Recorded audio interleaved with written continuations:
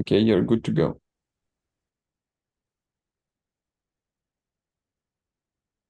Okay.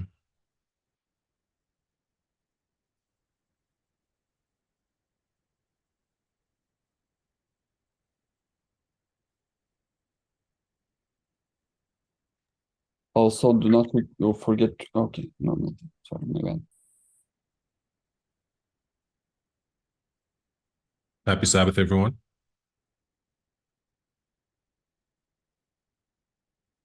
Um, I hope your Sabbath is blessed.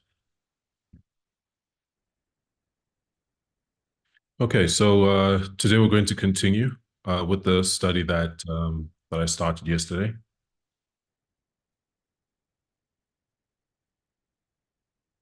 Covering the subject of Project 2025. But before we delve back into it, I'll ask that we open with a word of prayer. All right, let's pray.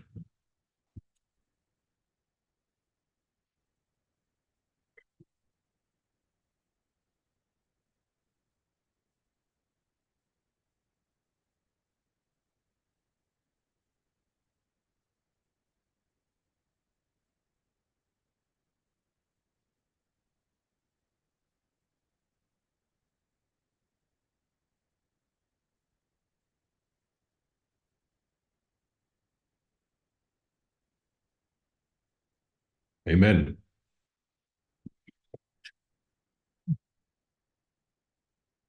So happy Sabbath again. We have been talking about Project 2025.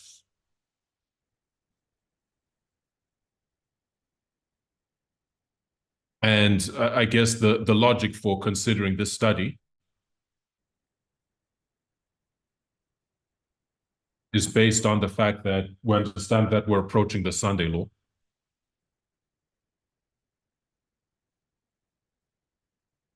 We're in the agitation of the Sunday law. And in connection with that thought is the presentations Elder Tess has given us about the nature of the Sunday law.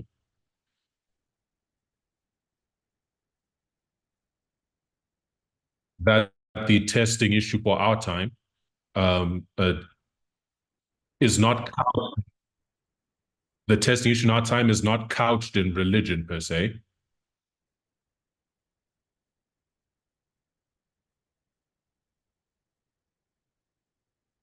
but in culture.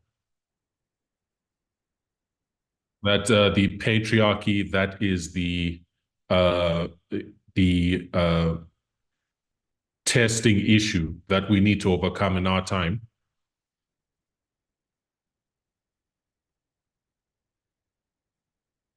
has its basis in culture, which is much more universal than religion,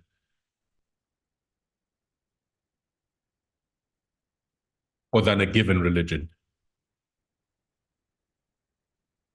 And when you look at culture in a society, you see that the laws and policies that are put forth by a country's government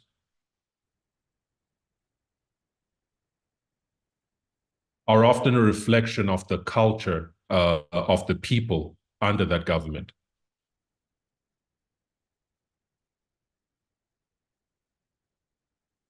It's often a reflection of the perspectives, the mentalities, and the beliefs of the people.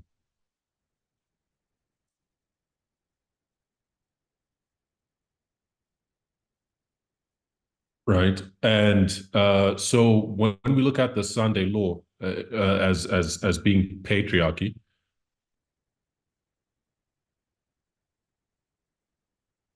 and we understand it has its basis in the culture of our societies.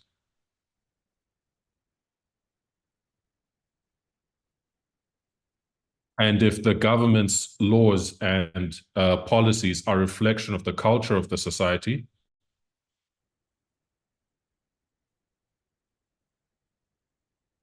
follows that as we look forward to a Sunday law, we should be paying attention to the policies and laws that the governments are considering.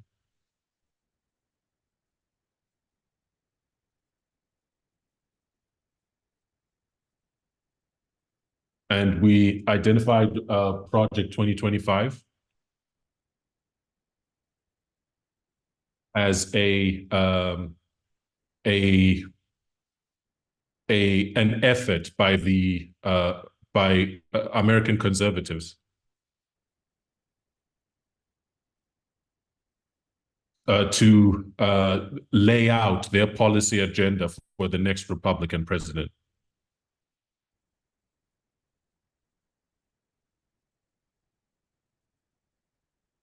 And they've been publishing. And when we look at Project 2025, we identified that its basis, it has four pillars they refer to.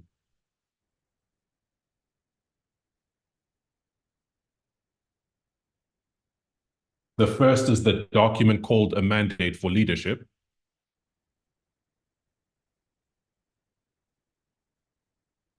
Right. And Mandate for Leadership is what they refer to themselves as their policy Bible.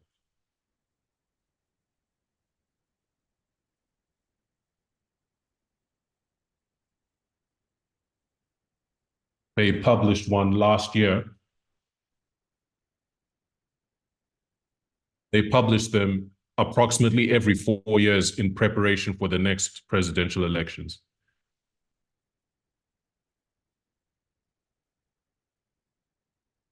It's a huge document, over 600 pages. And that's where we've been looking. That's where we've spent our time.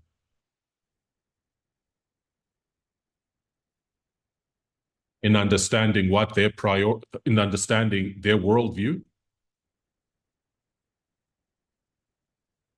their priorities for the country, and the specific policy proposals that they're presenting. Right. So we're going to come back to the mandate for leadership.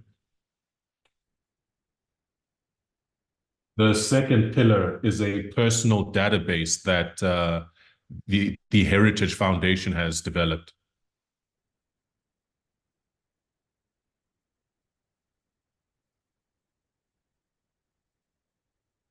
I should make a note about the Heritage Foundation,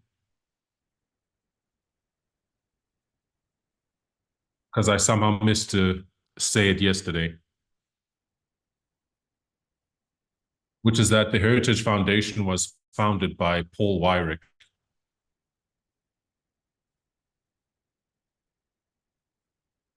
And you might remember that Paul Weyrich is a key figure in the modern conservative movement.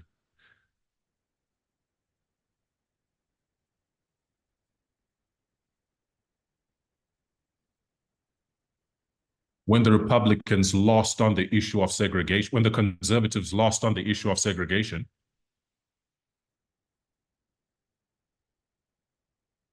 Paul Weyrich was a key figure in helping them to pivot to the issue of abortion.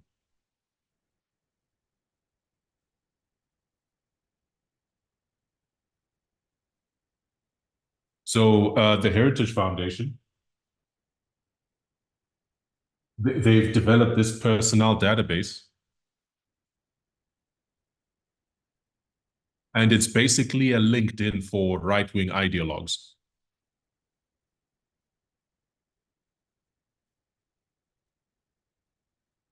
You know, LinkedIn, you create your profile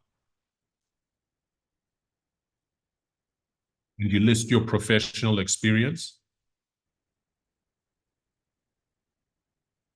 And it can be a place where, recruiters, companies can look at your profile, see if you fit the bill, and seek to employ you.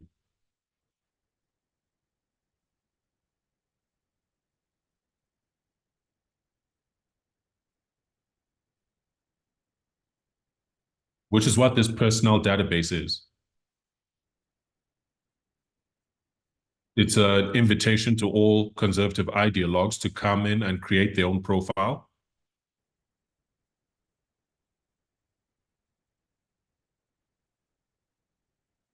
Basically present their conservative credentials.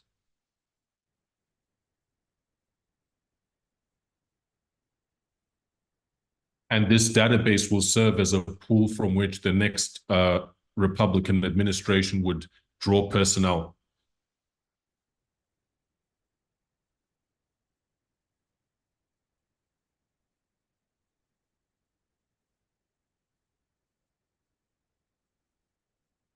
Draw personnel to fill important positions in their next administration.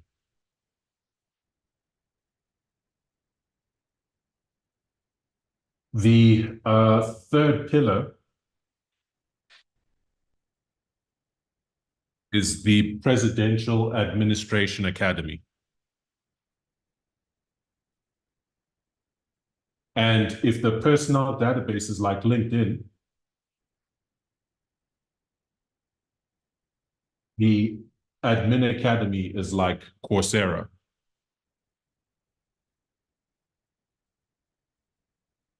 It's an academy offering online education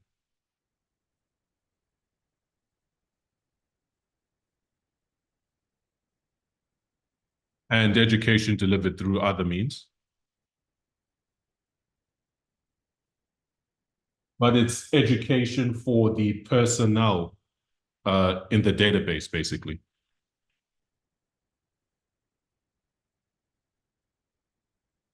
To make sure that they're all singing from the same song sheet when they come into office.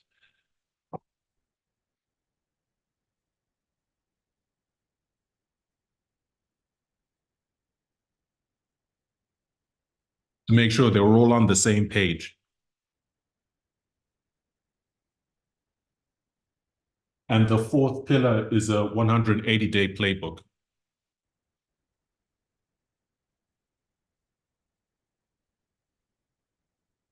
And the idea behind the playbook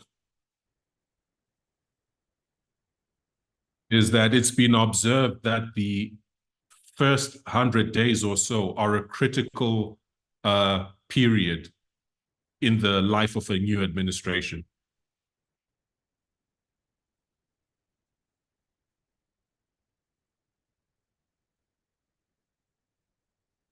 And as they look back on where the first Trump presidency struggled,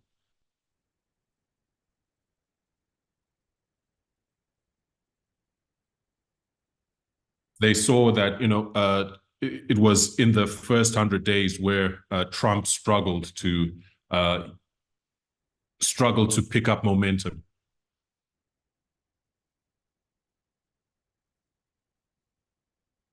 So in order to address that, they've created a playbook, an outline of everything that must be done over the first 180 days.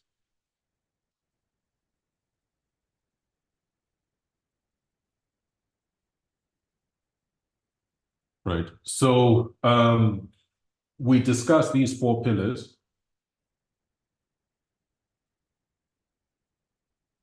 Then we went to the mandate for leadership, where we spent most of our time in the introduction. And that introduction is important because it gives a broad overview of what follows in the next, over 500 pages.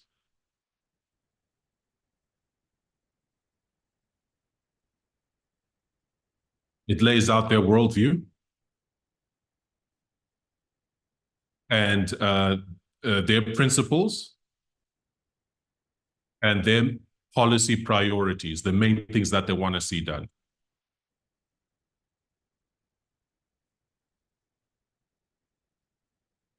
The next 600 pages are the details of how they're going to do that. Department by department, bureau by bureau.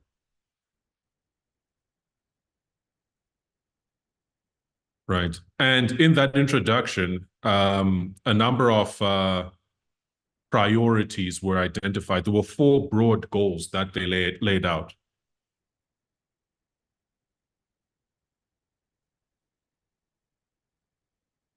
The first is to restore the family as the centerpiece of American life.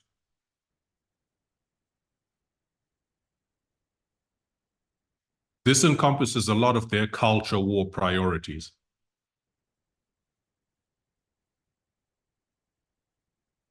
That they have a specific vision for American society.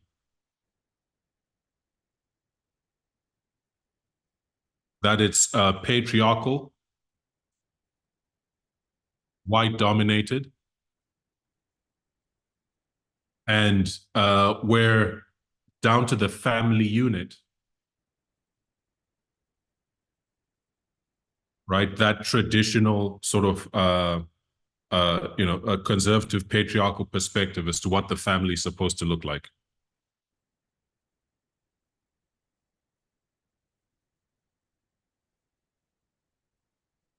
So this goal to restore that patriarchal vision for the family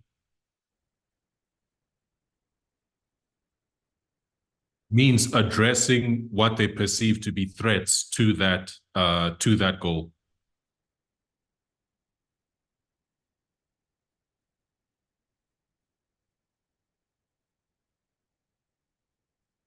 And of course, that's when feminism, what they call transgender ideology, and diversity, equity, and inclusion come as a focus for them to attack.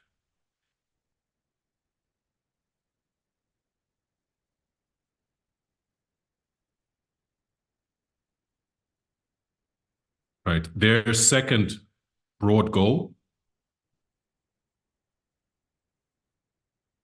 is to dismantle the administrative state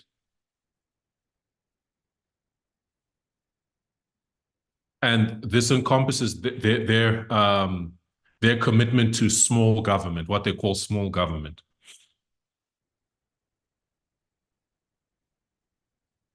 And it speaks to their thinking about freedom.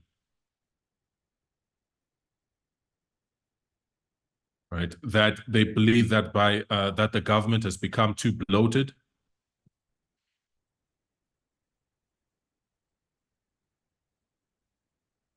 and is overstepping into people's lives, particularly when it comes in to start, pushing equity, equality on different issues.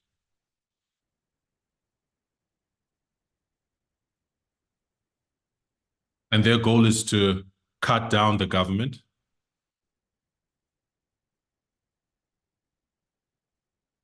And this makes for some really frightening reading, what they want to do.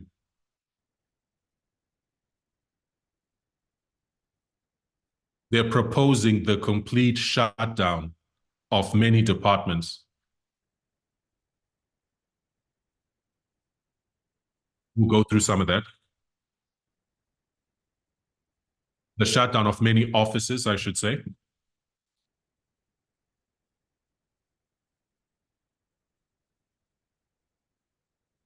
And many functions of given departments. They're proposing basically just a wholesale shutdown.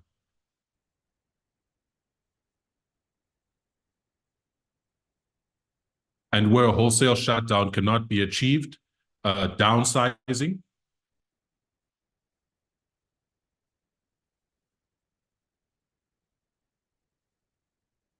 or integrating departments into larger departments, just basically having them absorbed by other departments.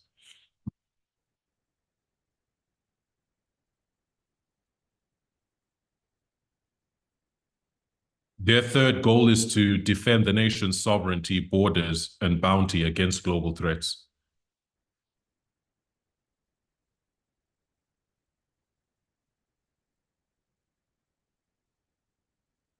And over here, you read a lot of what they want to do in the area of anti-immigration.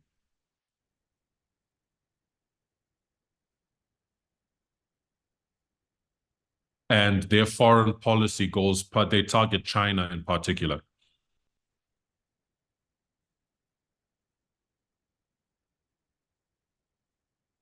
All right. The fourth goal is to secure their God-given individual rights to live freely.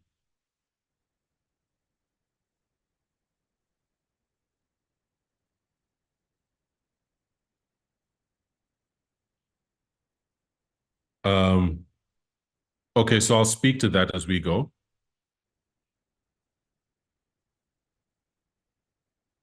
So yesterday we spoke to the goal of restoring the family. We expanded on that.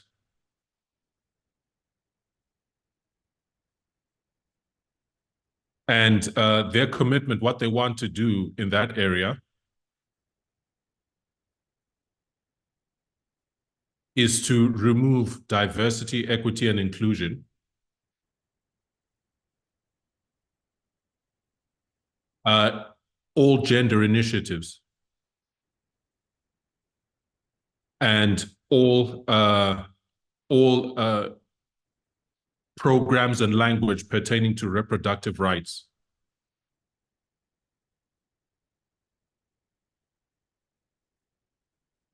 Remove it out of every federal rule, out of every agency regulation, out of every government contract, out of every government grant, out of every government regulation, and out of every piece of legislation that exists. Right. And we need to understand how quite catastrophic that would be.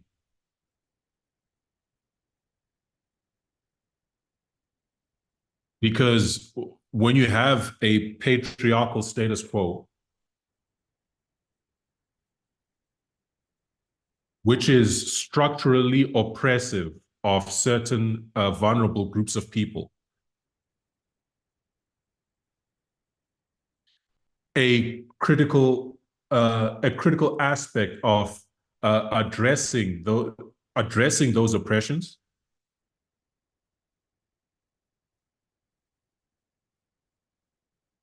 um, and creating a more equitable society is being able to identify the problems in the first place. Being able to frame the problem. And once you frame the problem, then you can develop means by which to address it.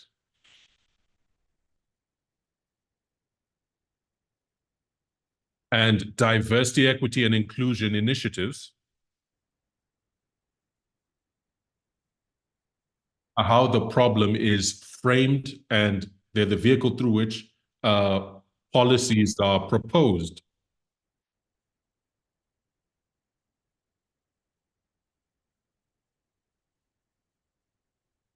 Or rather, they're a vehicle through which policies are, they develop and create policies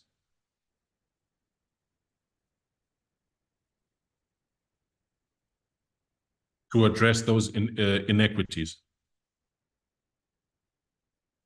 So when you wipe DEI out of every element of government,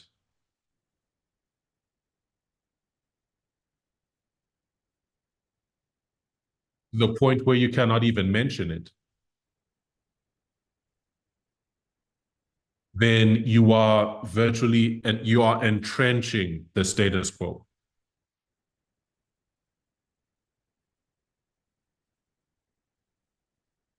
You're taking away the tools through which the status quo can be addressed and changed.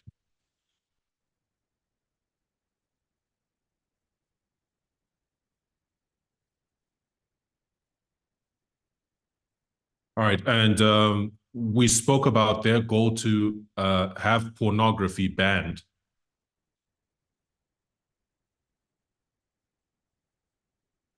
But they include what they refer to as transgender ideology in their definition of pornography.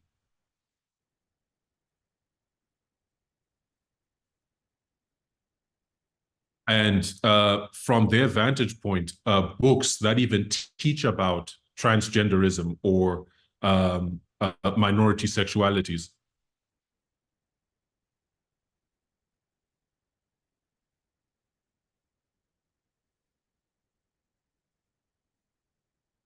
could be identified as pornography.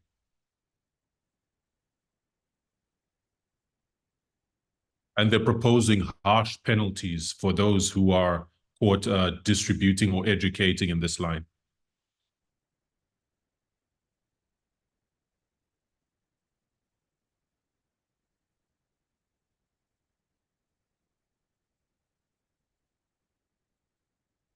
Punishments such as imprisonment or being registered as a sex offender.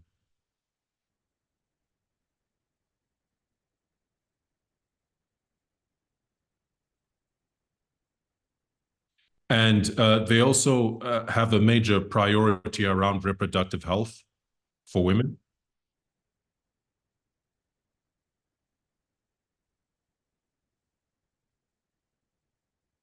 But I'll speak to that when we come to discussing the specific policy proposals that they are presenting.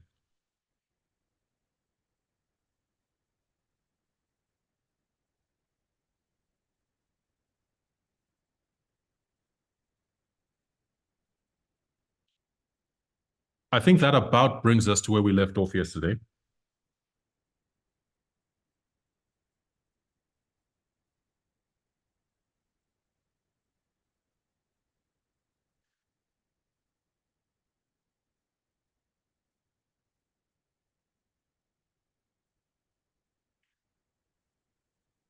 Okay. I think we spoke about restoring the family.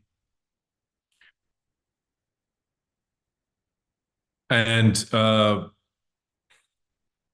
regarding their goal of dismantling the administrative state,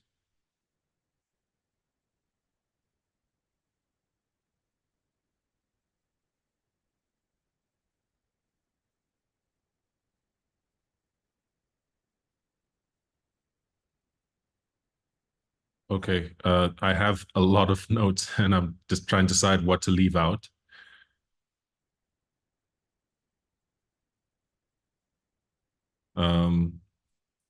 For the sake of time.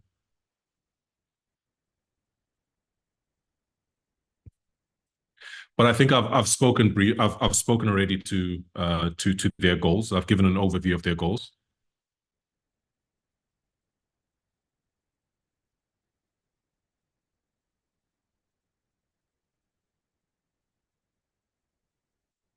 And I think at this point it might be good to give some thought to, I guess, some of their specific policy recommendations around these four broad goals that they've laid out.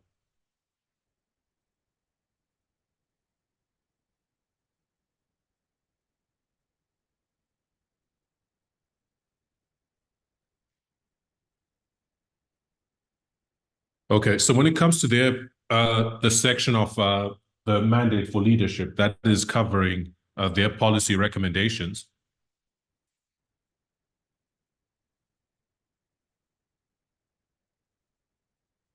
it's split into 5 sections. Section 1 is entitled "Taking the Reins of Government."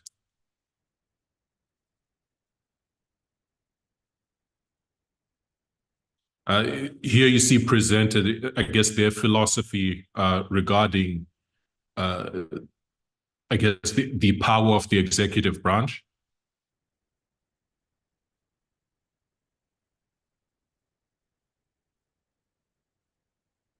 Section 2 is called the Common Defense. This is dealing mostly with foreign policy and immigration. Section 3 is called the General Welfare, which is dealing more with domestic policy.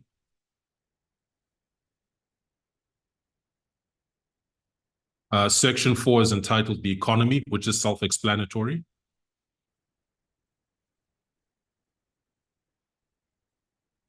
And Section 5 is dealing with independent regulatory agencies.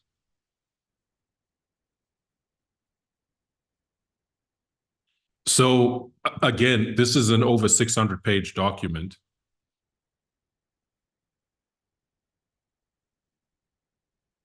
We won't be able to go through everything.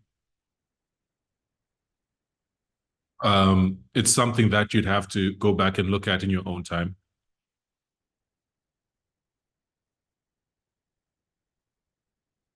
But in our time together, I just want to look at two sections in particular, maybe three.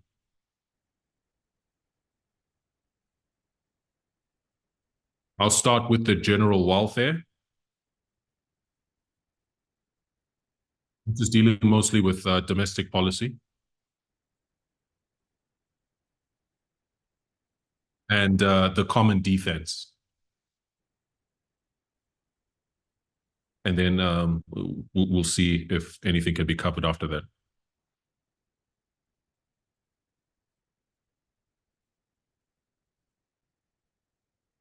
So.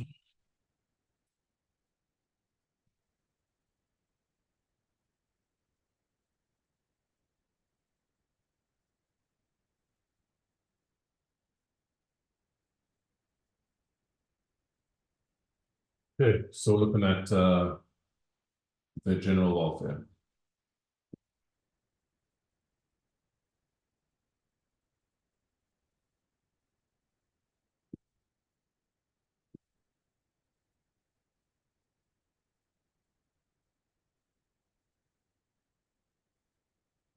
And we're going to look specifically at the Department of Justice.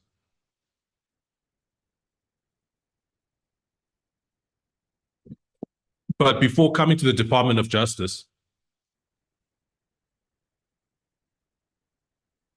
I'll just make the broad point that the general welfare, that this sets out policies for the Department of Agriculture,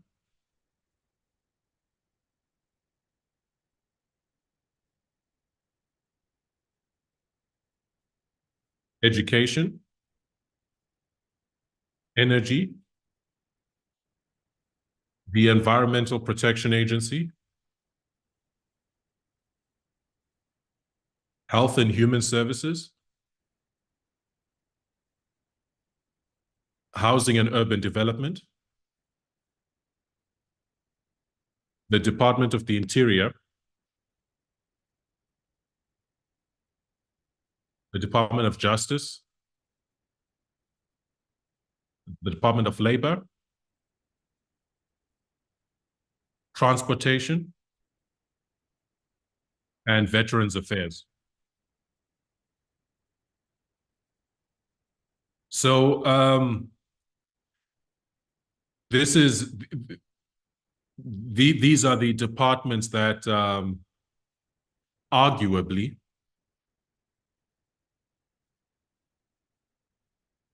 touch most closely on the everyday lives of people.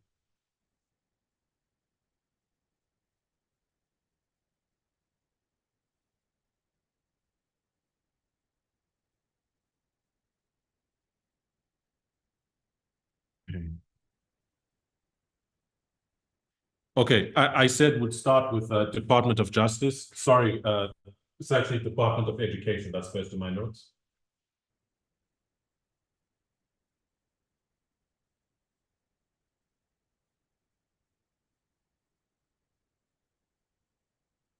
So when it comes to the Department of Education, On page 330 to 331,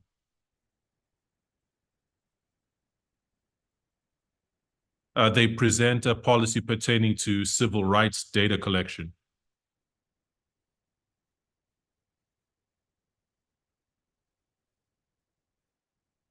Right, so there's the Office of the OCR, or the Office of Civil Rights, which published proposed revisions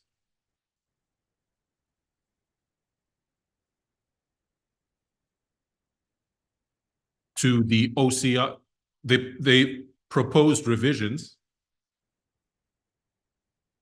to their protocols regarding civil rights data collection,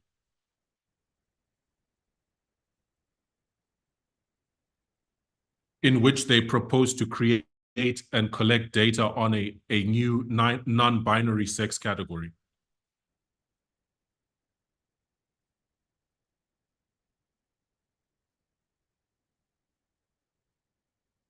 In addition to the male and female sex categories that they already collected data on.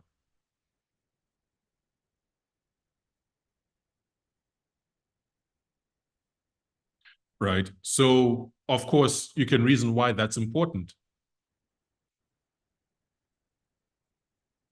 Because understanding what's going on with a group of people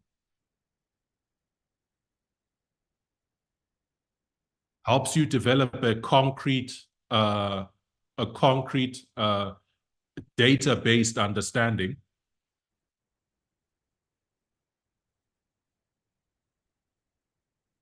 of what is going on with them, how they are performing relative to other groups, if they're suffering, right? And so, of course, and you need that data first. You need to know what's going on first to be able to develop to develop and justify policies to help them.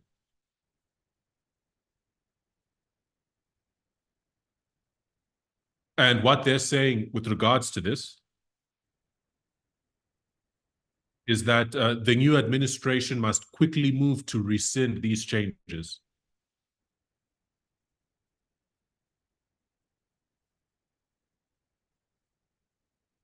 Which add a new non-binary sex category to OCR's data collection.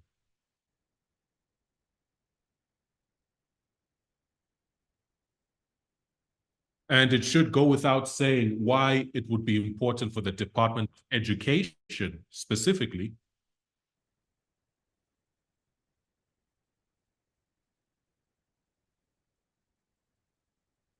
to be collecting this data. Because the data that we do have shows how non-binary people are, I guess, both discriminated against and how they are suffering in the education system.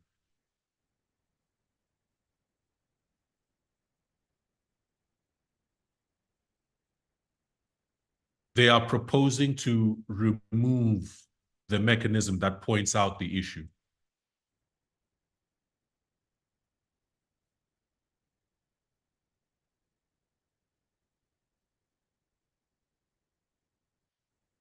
Okay, we'll come to the Department of Justice.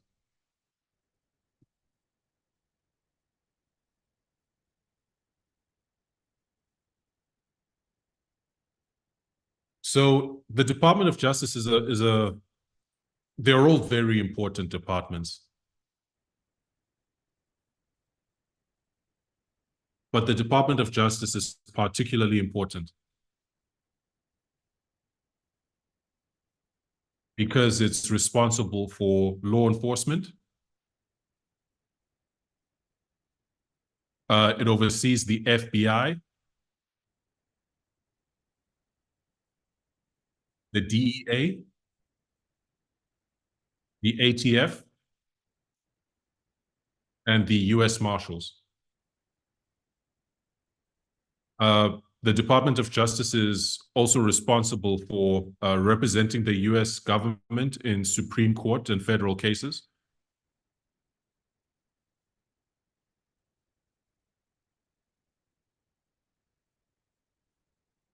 It's, it's responsible for civil rights enforcement.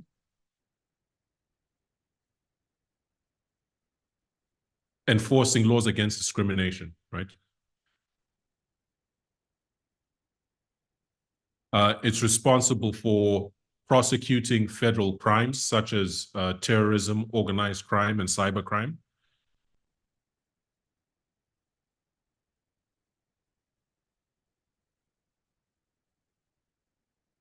It's responsible for overseeing immigration courts.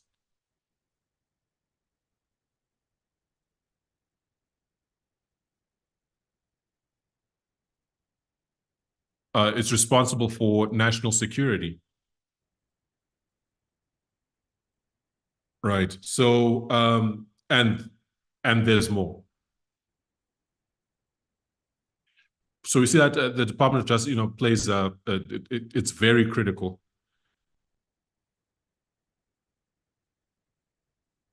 So they have a proposal that I picked out that kind of stood out to me.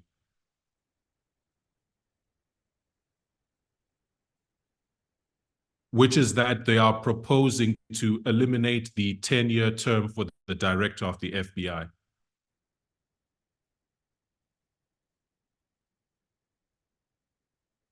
Right? Why is that? Why is that significant? Right. For context, the 10-year term limit for the FBI director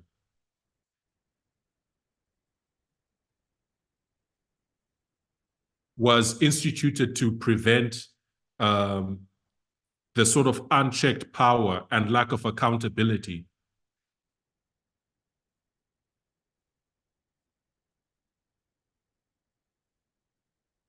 that was exemplified by J. Edgar Hoover,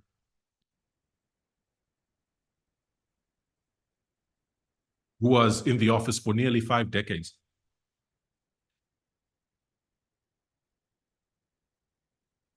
And the limit was designed to balance the need for independence from political pressure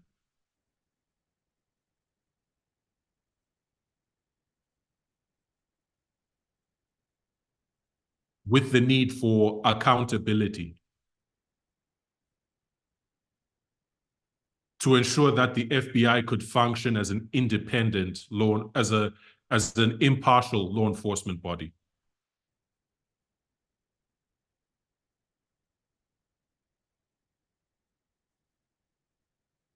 So the FBI director has a 10-year term.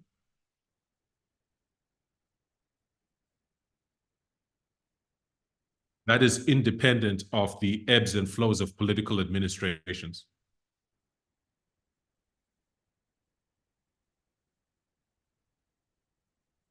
And so they're proposing not only to eliminate the 10-year term,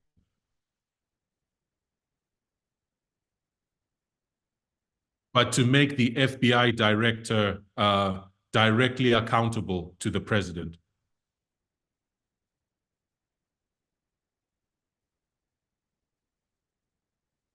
So that the president can basically appoint and fire the FBI director at will.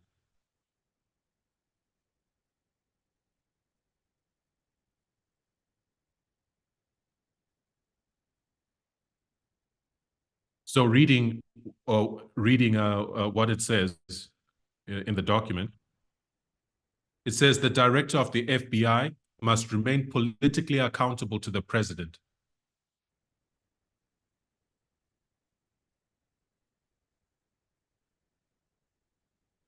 In the same manner as the head of any other federal department or agency.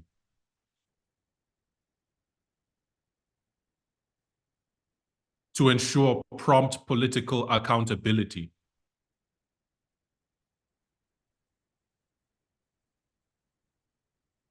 and to rein in perceived or actual abuses.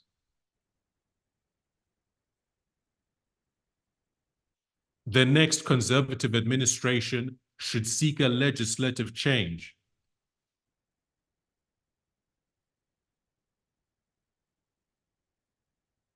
to align the FBI director's position with those of the other heads of all major departments and agencies.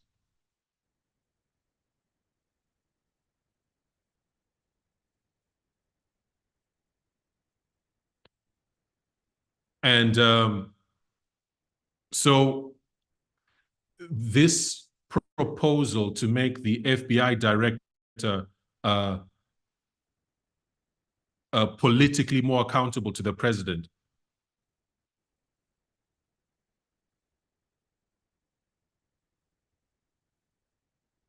of course, it's undermining the FBI's independence. But you can see why they want to do this, because the FBI has been the source of a lot of the lawsuits that have been annoying to them, basically.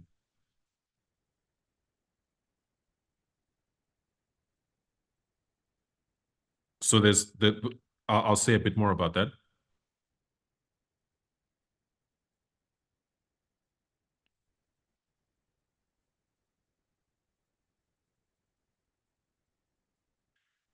Okay, so in addition to that, what they also want to do with the FBI,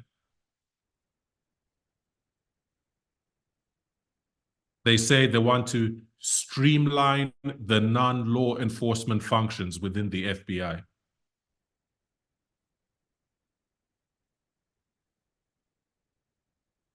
Such as its Office of General Counsel. And speaking of the Office of General Counsel, this is an office within the FBI that maintains a roster of 300 lawyers.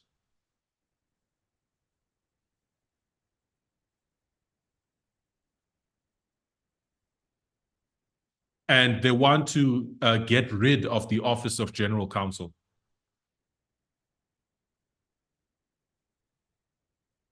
Because from their perspective, they say it's been involved in some of the FBI's most damaging scandals and failures.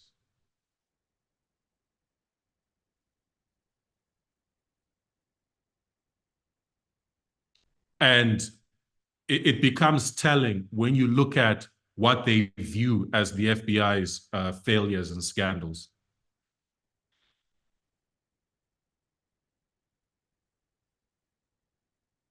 And I'll list some of them here.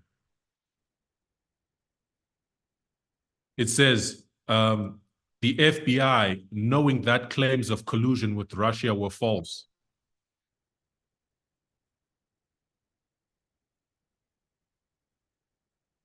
collaborated with Democratic operatives to inject the story into the 2016 election through strategic media leaks,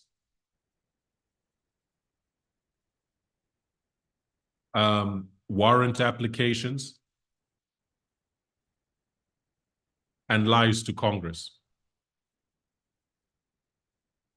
So they are citing the FBI's identification of collusion with Russia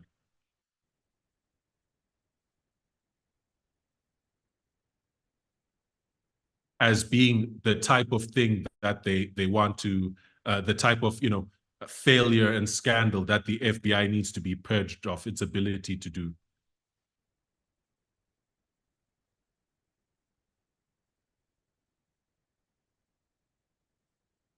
So but from our vantage point, we see accountability. We see the FBI doing its job. to address the matter of national security. If they have their way,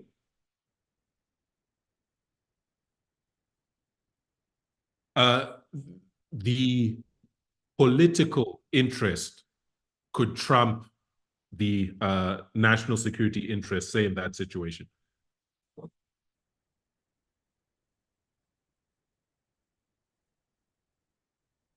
Another one of the failures they identify, they talk about the conduct to chill the free speech rights of parents.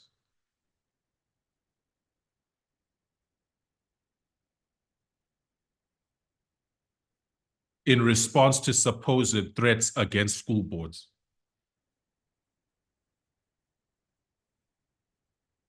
Right, so you might remember those stories where school boards that were maybe friendly or accommodative to progressive education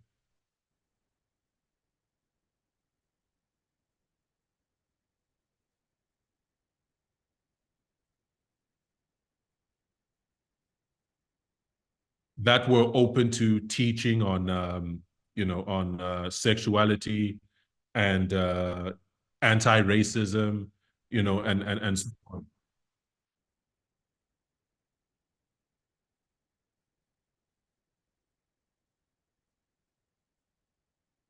How these started receiving threats.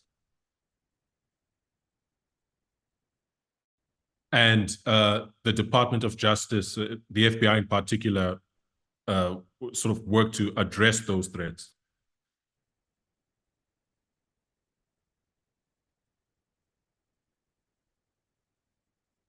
But they're saying, you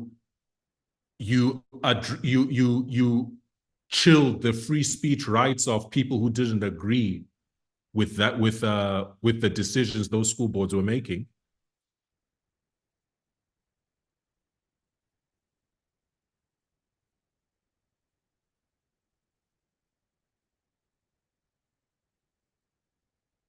But you failed to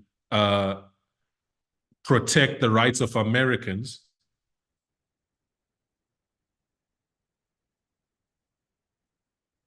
who were targeted at pregnancy care centers.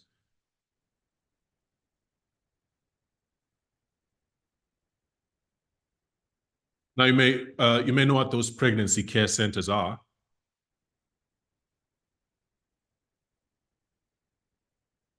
They present themselves as an alternative to abortion. And they've been known to use, sort of very sort of clandestine and deceptive methods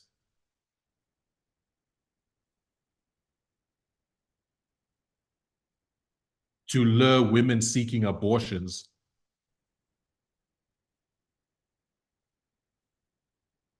to these pregnancy care centers, thinking that they will gain access to an abortion.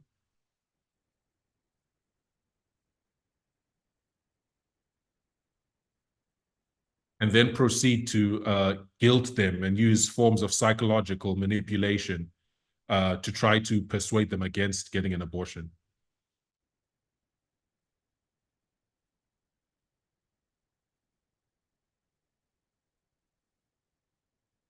And of course, these centers have come under a lot of criticism, scrutiny, and they've been protested against.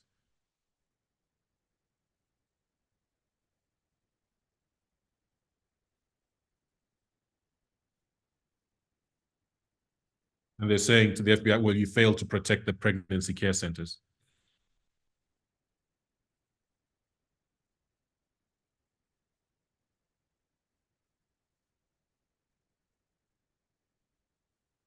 They accused the FBI of suppressing the scandal of Hunter Biden's laptop.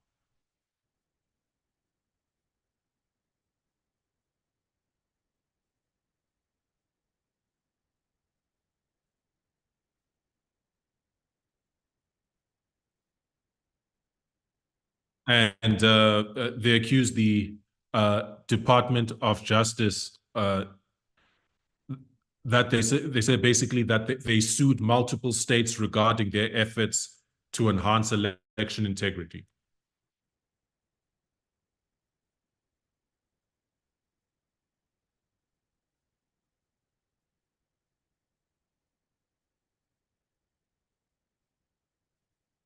What are they referring to when they speak of the efforts of states to enhance election integrity?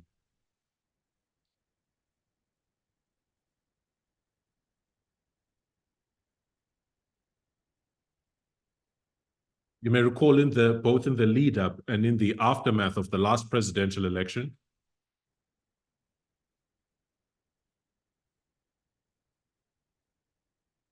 laws being passed by Republican state administrations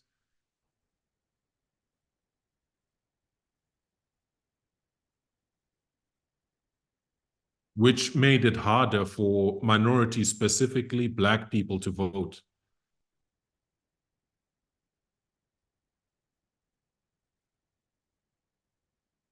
And but they presented these efforts at voter suppression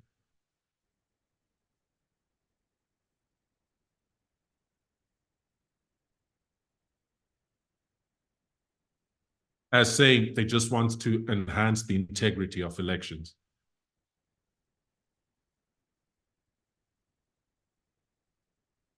Of course, the Department of Justice took action. It sued some of these states.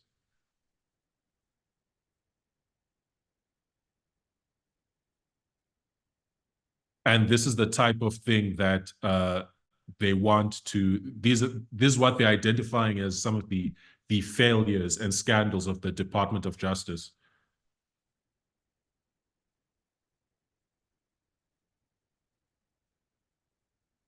And they want to curtail, the department's independence in these areas or its ability to do these things.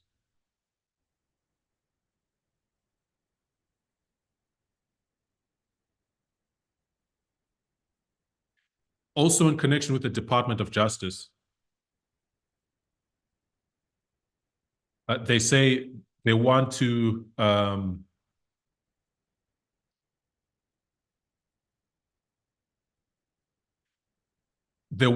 enforce US Code 1461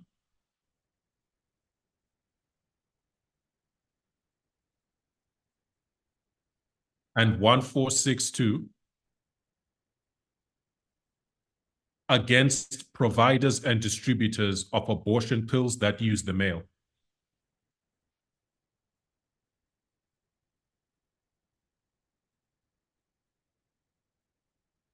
These are what are referred to as the Comstock laws, the Comstock Act.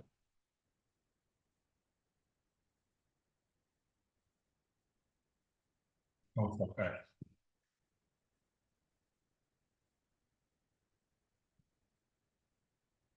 And basically, the Comstock Act is a law that was named after the person who proposed it, Anthony Comstock.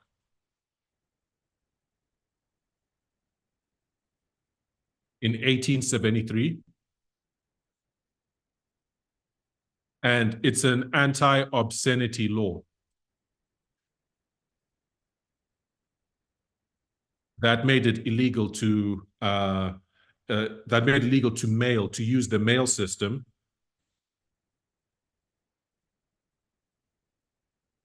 to send, say, pornography. But it also prohibits, in the language of the law, every article, instrument, substance, drug,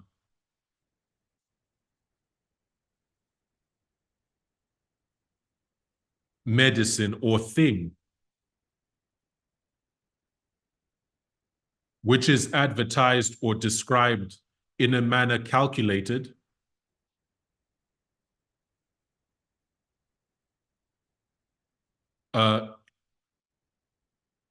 to lead another to use or apply it for producing an abortion.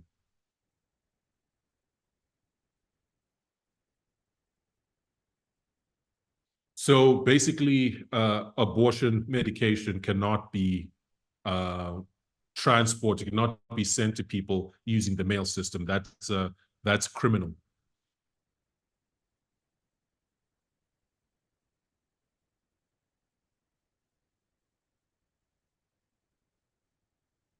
So this law is still on the books. But what's happened is over time, it's been interpreted more and more narrowly.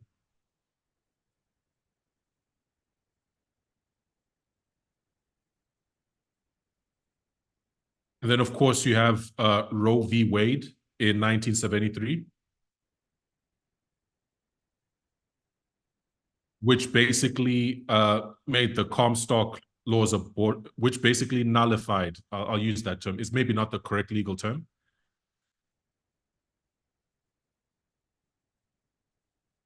but it basically nullified the abortion language in the Comstock Act.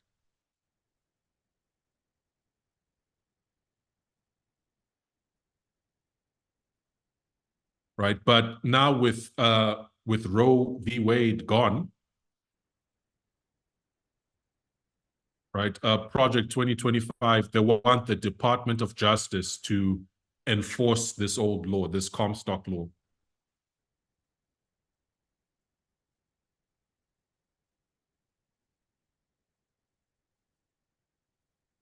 Against abortion pill providers.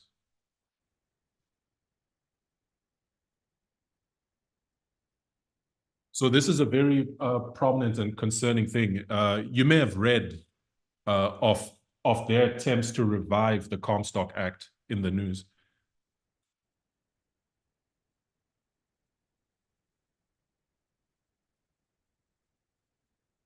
But basically, what its implementation would virtually end abortions nationwide.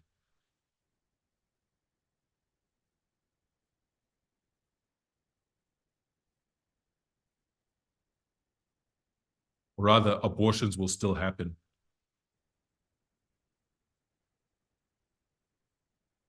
But it will end access to safe, legal abortions.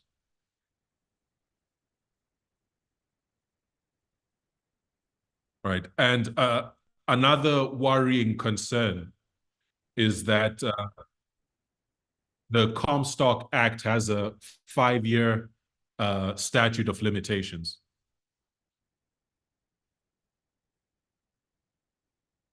Which means basically if a Republican is elected in November,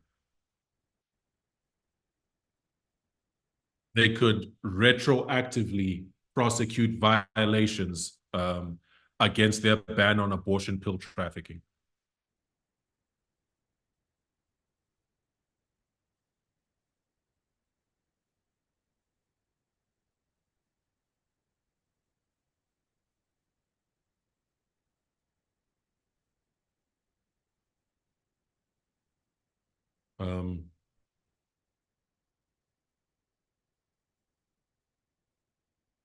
Okay.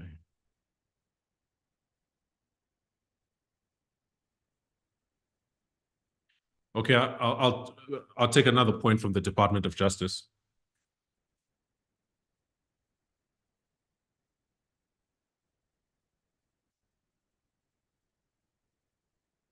And this is from page 561.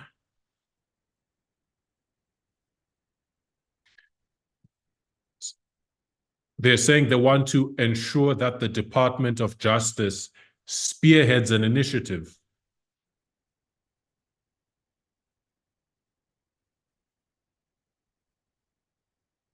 demonstrating the federal government's commitment to non-discrimination.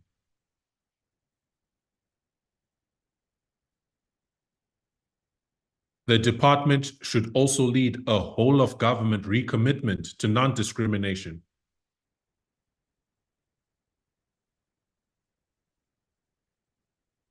And should be working with all other federal agencies to ensure that they're both complying with their constitutional and legal requirements.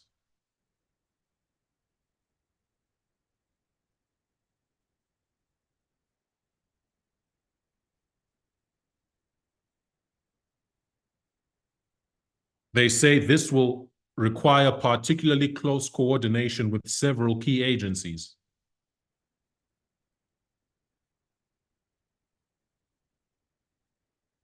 Including such obvious candidates as the Equal Employment Opportunity Commission,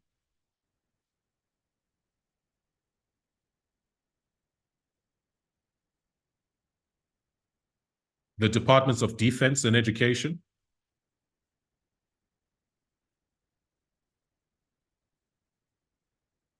it lists a whole list of other departments that they'll need to cooperate with.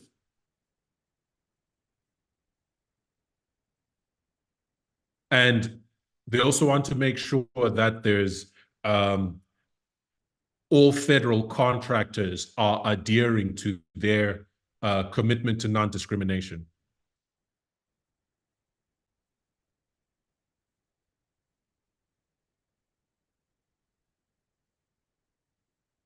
Now that sounds good in a vacuum, until you look at what they understand to be non-discrimination.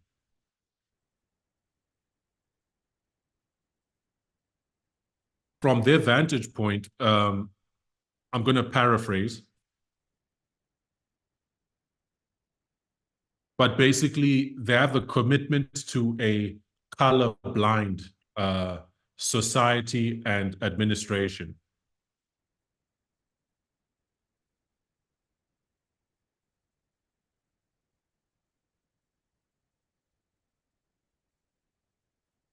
And they believe efforts that have been targeted at assisting racial minorities,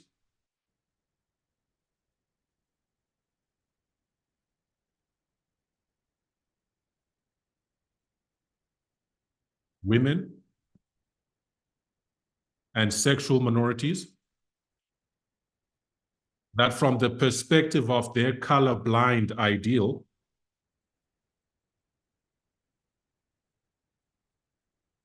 these efforts that are benefiting just specific groups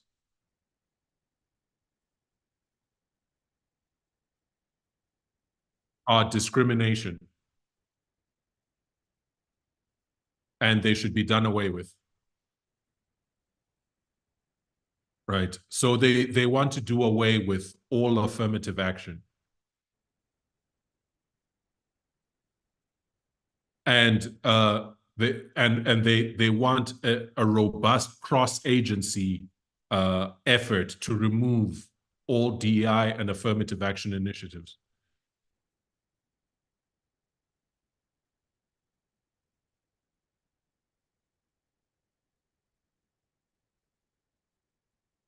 Even contractors that the government hires will be analyzed to make sure that they have nothing to do with affirmative action or DEI.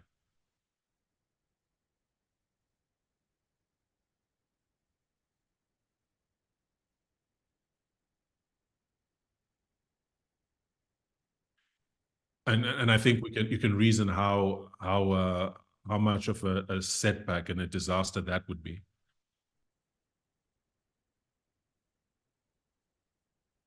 It's a tragic rolling back of progress that's been fought very hard for over a long period of time.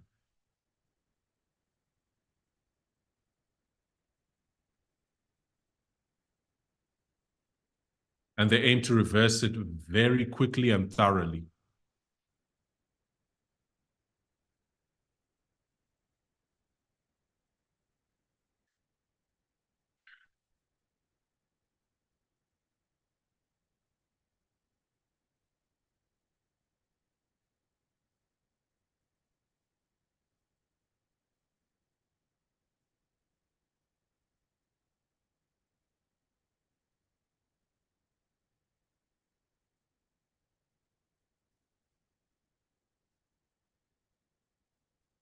Okay.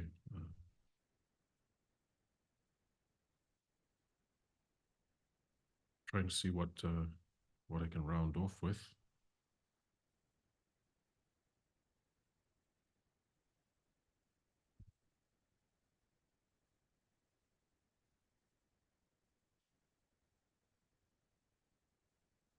Okay, I'll close off with the second section on the common defense.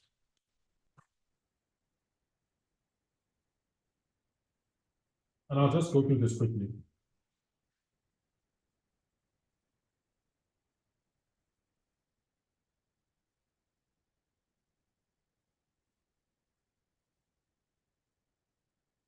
And over here, it covers a lot of things. But I want to speak specifically about their ideas pertaining to US aid.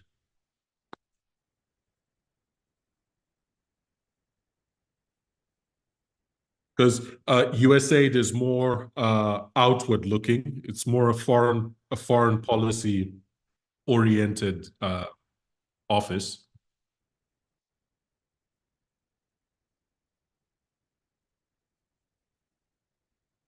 But it speaks to what they want to do, speaks to their commitment um,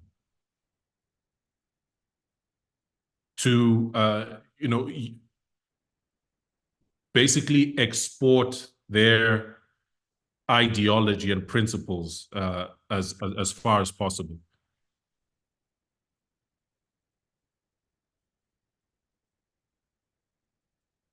All right, so USAID was founded during the Kennedy administration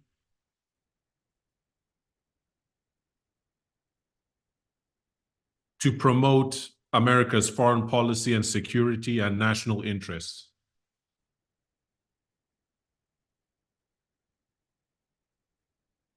I know USAID is provides a significant amount of humanitarian aid.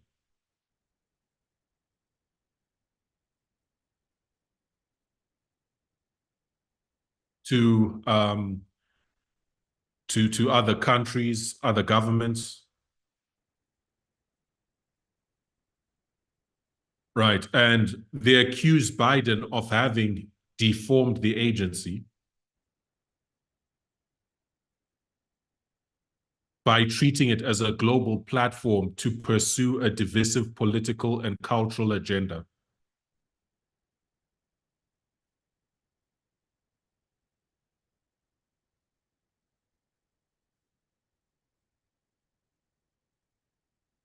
Because USA doesn't just give money to countries in need.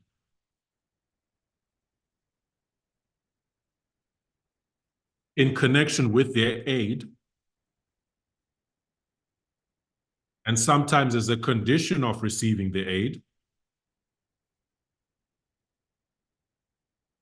they encourage different things,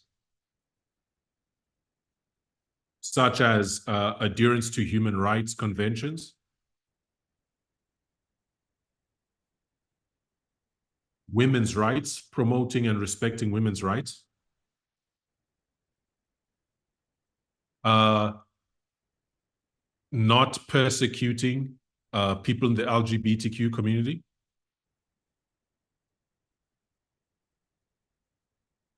right? Adherence to sort of the encourage sort of climate-friendly policy making on the part of the people who are receiving climate-friendly policy making on the part of the people who are receiving the aid.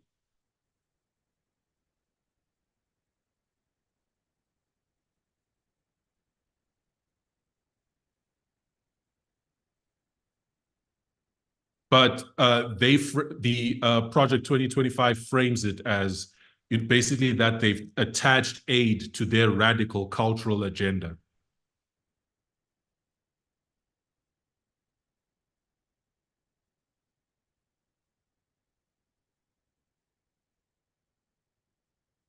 Right, and have antagonized our allies.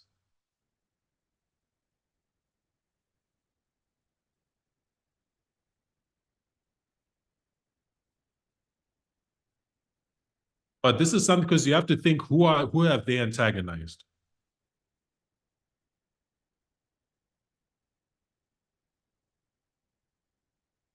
Right? When you look at various African countries,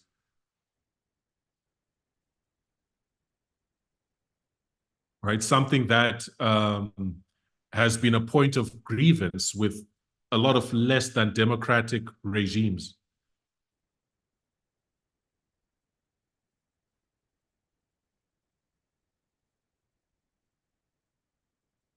Is the fact that America pushes human rights in connection with the aid it provides.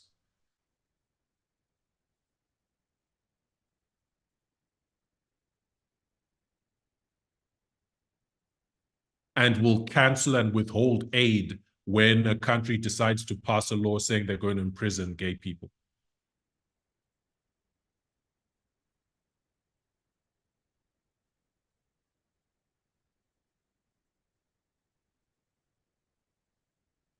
And they juxtapose America's approach with that of China,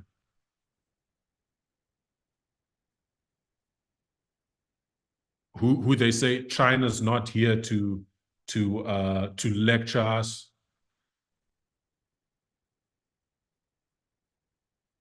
about human rights. They're just here for business.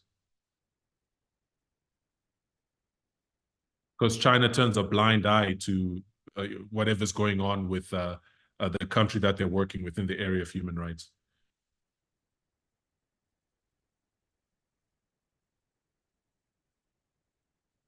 But Project 2025 says, they are antagonizing our allies.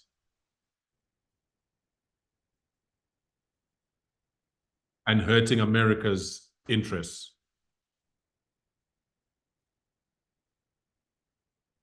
So they're proposing two things, which is firstly to massively scale back USAID's global footprint and contributions.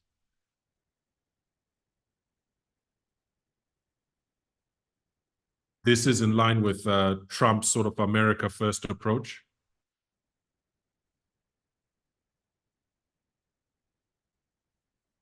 Right, to sort of retreat from certain commitments, strategic commitments.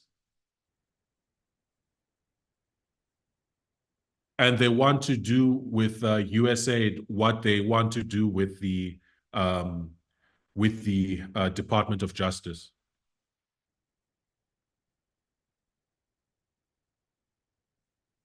Which is completely remove all DEI-related language initiatives and programming.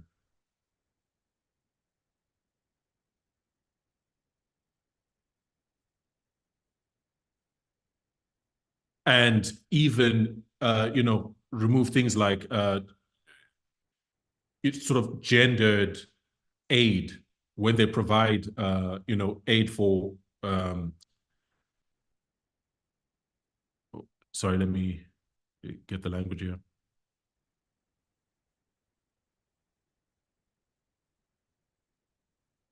Yes, they want to rescind Biden's gender policy.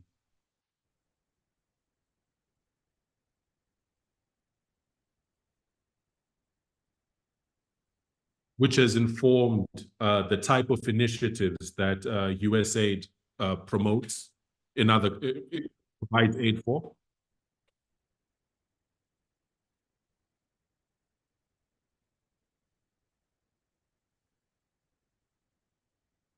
And they want to, in all agency contracts, grants, and programs,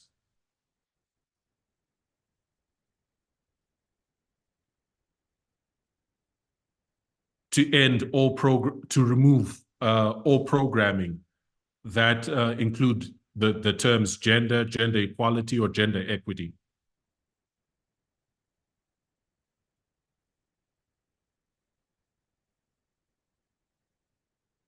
To gender diverse individuals. And remove all support for programming that supports abortion.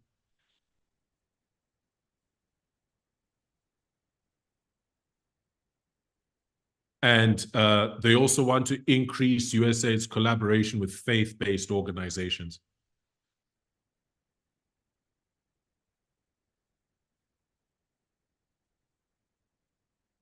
All right, so there's so many layers to sort of understand, how the myriad ways that this is bad.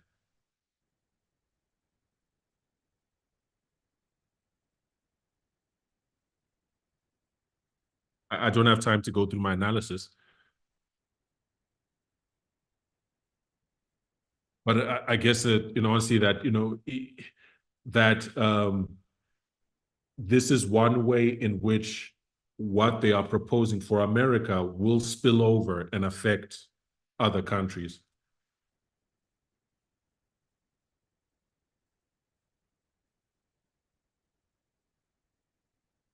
Okay, so we've covered as much as we can in the time that we have.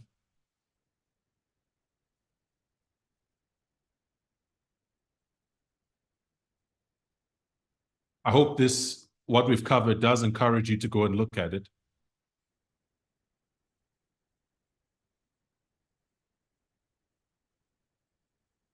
Because again, to bring it back to where we started,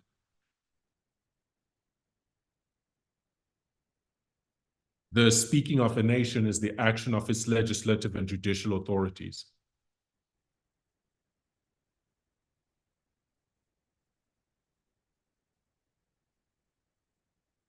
That's policy and law. And here we have the Sunday Law movement has laid out in policy and law what they want to do.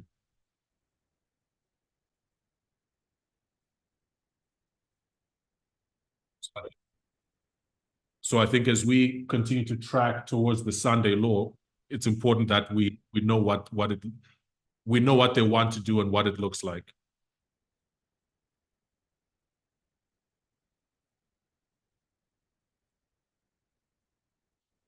All right, so we will close there. I'll ask that we close with a word of prayer.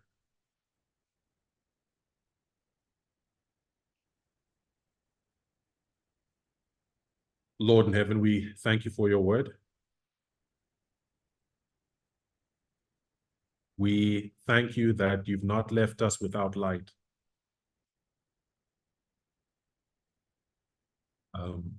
You desire us to understand what is coming.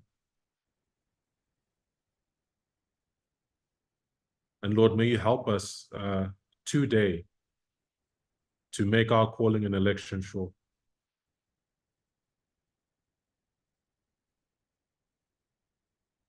To be doing what we can and must. Keep walking along the path. May you bless the rest of the time we have together over this weekend. We ask it in Jesus' name. Amen.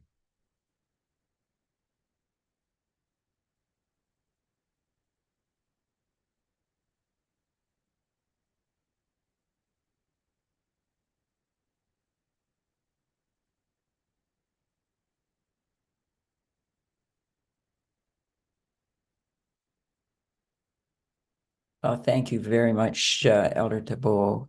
And I think to be a little flexible and to allow for a little bit longer break this time, we are, well, actually, we'll start at the top of the hour.